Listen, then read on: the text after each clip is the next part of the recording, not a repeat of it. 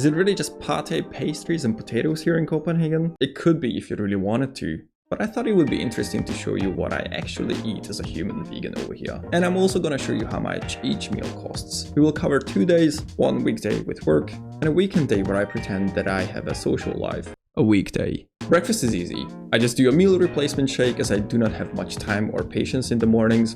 I've tried many different brands, but the best one for me is Huel. This thing keeps me full for a few hours, and of course it's super easy to make and clean up. Huel has been my regular breakfast for around 3 years now, and I've been pretty happy with it. The other part of breakfast is supplements. This is a vegan multivitamin, and I take an extra dose of vitamin D because winter is here. In the office I often get a cup of tea and some fruit to tide me over until lunch.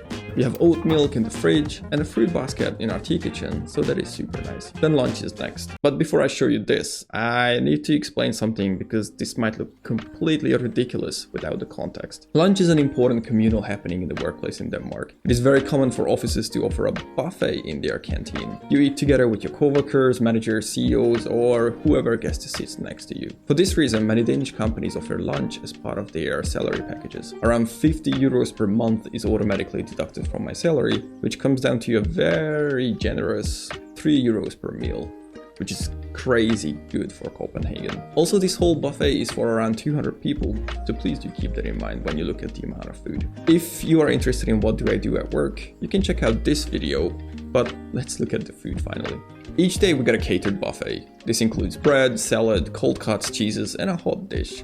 You pick whatever and as much as you like. As a vegan, only the salads and the hot dish that are interesting to me. We get a variety of Danish and international foods, from curries with rice to tartelera to burger and patties. We actually have a whole section for vegan food now. And I know this sounds insane, because years ago when I started working here, I was the only vegan, and I had to fight to get some food made for me. But now there are a whole bunch of us, and we are taken very good care of by our office staff. Fun fact, the person who cooks the vegan meal is an actual butcher of the catering company, which probably makes sense to someone. Once a week we get a full-on breakfast with a ton of vegan options now, things like vegan yogurt and cheese, juices and bread. And once a week we also get cake, which luckily also includes a vegan option. I must say that this is probably not the norm in other offices in Copenhagen. This is simply the result of us vegans talking a lot to our super awesome office staff to make all this happen. So huge thanks goes out to them as well. Then later in the afternoon, more tea with oat milk, maybe some fruit, and I try my best to stay away from the snack cabinet. For dinner, sometimes I bring leftover from the lunch buffet, which is great because we throw out less food then. And I'm also extremely lazy to cook. But of course, sometimes we do cook our own food. We kind of just keep it easy with pastas, stir fries, soup, or sometimes just bread and hummus. I have small people relying on me in this house, so keeping it simple, nutritious, and tasty is something that we are trying to hit over fancy, elaborate meals each day. Sometimes we actually succeed with this. Out of shame, I'm not gonna show you the late night snacks. The total cost for a weekday meal is around this much. A weekend. Again, I usually kick it off with Huel.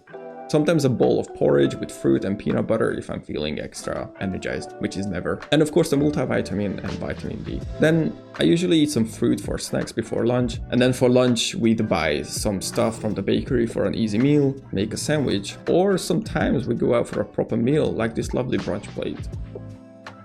Afternoon is more fruit, or most of the times I just forget to eat, so that's pretty easy. For weekend dinner, we occasionally put more complex things together, such as like a nice bowl of homemade ramen, or we just keep it fun with homemade pizza that we prep together. And then here comes the same shameful midnight snacks again, that I'm not gonna show you. The total cost for weekend food is around this much. And that's it.